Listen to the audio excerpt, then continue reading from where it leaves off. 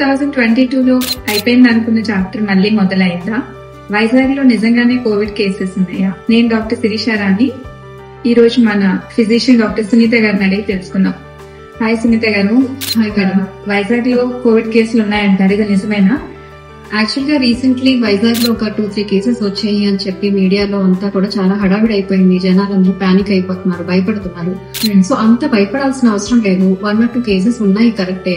ఈ కోవిడ్ అనేది ఏంటంటే ఎండమిక్ డిసీజ్, అంటే త్రూఅవుట్ ఇయర్ ఎప్పుడు కూడా ఉండే డిసీజ్ లని ఇప్పుడు పరిగణిస్తున్నారు. సో ఒకేసారి ఎక్కువ కేసెస్ వచ్చేస్తాయి అనే భయం అవ్వాల్సిన అయితే అవసరం లేదు. అంటే ఏమైనా precautions తీసుకోవాలంటారా?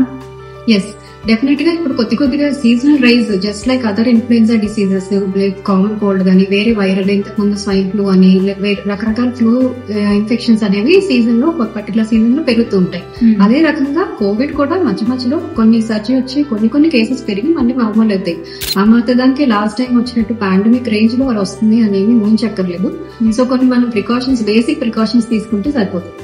Like crowded areas avoid చేయడం, పార్టీస్ కానీ అలాంటివన్నీ కొద్దిగా అవాయిడ్ చేయడం బెటర్. మాస్క్ కూడా అలాంటి ఏరియాస్ లో వాడితే సరిపోతుంది. రెగ్యులర్ గా రొటీన్ మాస్క్ కూడా అవసరమేమి లేదు.